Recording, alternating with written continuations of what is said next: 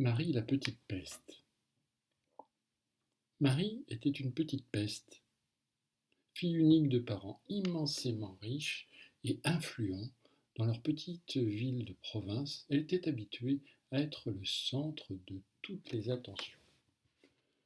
Son visage délicat, encadré par de longues boucles dorées, contrastait avec l'arrogance qui brillait dans ses yeux clairs et son teint mat. Ses tenues étaient toujours impeccables. Robe de soie, chaussures de cuir verni, ruban assorti à ses gants de dentelle. Sa démarche princière était assurément hautaine, et son regard glacial foudroyait ceux qui osaient croiser son chemin. À l'école, elle était crainte, plus qu'appréciée. Elle épiait ses camarades, détectant la moindre faiblesse pour mieux l'exploiter. Paul avait des chaussures trouées. Elle riait aux éclats, assurant à tous que c'était une honte. Sophie avait un cartable usé. Marie prenait soin de le souligner, ajoutant qu'elle ne voudrait jamais toucher à une chose aussi misérable. Ses parents, loin de réprouver son comportement, l'encourageaient. Marie, tu es digne de ton rang, lui disait son père en lui caressant la tête.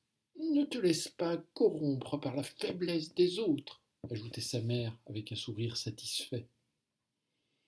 Un soir qu'elle rentrait de l'école, Marie eut un frisson.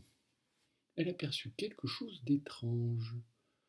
Dans un arbre noueux, entre les branches tortueuses, une minuscule souris grise semblait la fixer de ses petits yeux noirs, brillants comme des perles. Elle secoua la tête. Impossible.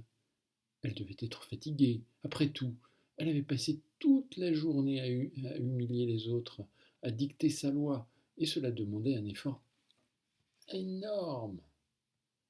Je suis terriblement fatiguée, se dit-elle. Tous ces gueux m'exaspèrent. Elle reprit sa marche, mais la souris était là, sur un muret, immobile, puis sur une barrière, toujours la fixant. À chaque clignement d'yeux, elle disparaissait pour réapparaître plus loin. Le malaise s'insinua dans son esprit comme un courant d'air glacial. Ses doigts se crispèrent sur les anses de son sac brodé.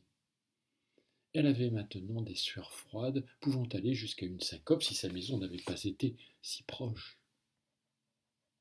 Une fois chez elle, elle se précipita à table, espérant que l'ambiance feutrée de la salle à manger la rassurerait et que manger lui procurerait l'énergie nécessaire à sa survie que ses camarades de classe avaient certainement épuisée.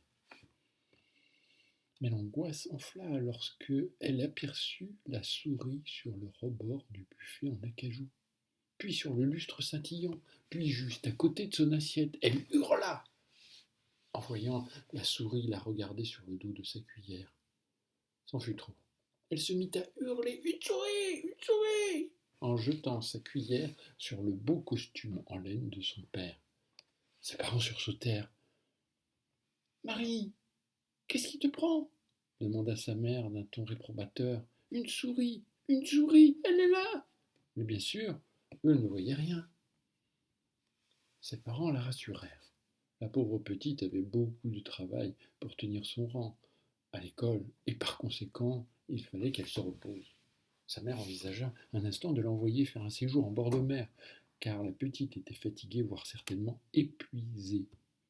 Il lui fallait du repos, et l'extirper de cette misère qui hantait les rues selon elle. Tremblante, elle monta se coucher après le repas.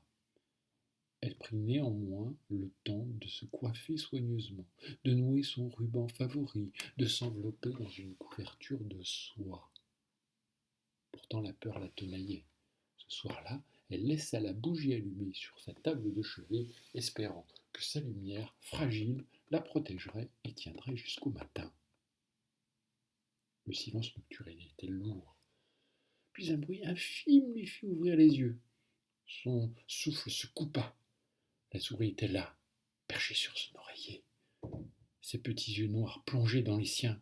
Marie voulut crier, mais aucun son ne sortit. Devant ses yeux, la créature se transforma. Elle se mua en un papillon aux ailes d'argent, puis en une sirène éthérée, et enfin en une princesse éblouissante.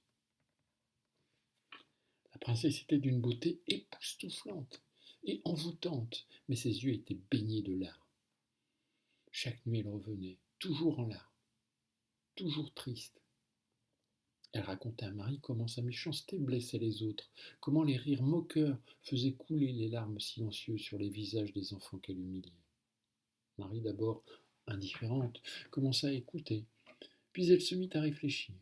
Les paroles de la princesse s'insinuaient dans son cœur, comme une musique douce qu'elle ne pouvait ignorer. Mais chaque soir, la princesse pleurait encore et encore. Chaque nuit, Marie lui demandait: Que puis-je faire pour arrêter tes larmes? Mais la princesse ne répondait pas. Puis, une nuit, elle répondit: Fais quelque chose de bon, sans attendre de réponse. Offre un instant de bonheur à quelqu'un qui souffre. Le lendemain, Marie observa Paul. Elle vit ses chaussures trouées, ses habits rapiécés. Elle se souvint de ses moqueries et eut honte.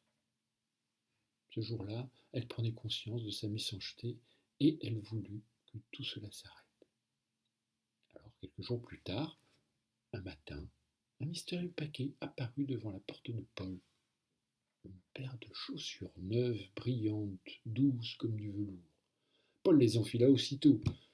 Elle lui allait comme un gant et il courut à l'école avec un sourire immense. Il était tellement heureux qu'il chantait, sautait et dansait. Marie esquissa un sourire lorsqu'elle le vit arriver à l'école et ne put s'empêcher de penser que cela était bon de rendre les gens heureux. Cette nuit-là, la princesse revint. Elle ne pleurait plus. Elle était radieuse, lumineuse comme une étoile. Maintenant ton cœur est pur, Marie, lui dit-elle en caressant sa joue. Puis doucement elle disparut. Le lendemain, tout semblait différent. Les oiseaux chantaient plus fort, l'air était plus doux, et Marie se sentait légère, libre, heureuse. Elle comprit que le bonheur ne résidait pas dans la richesse, mais dans la bonté du cœur. Sa vie changea à tout jamais au désespoir de ses parents. Elle n'honorait plus son rang selon eux. Mais comme elle était heureuse. Kirikiki, l'histoire est finie.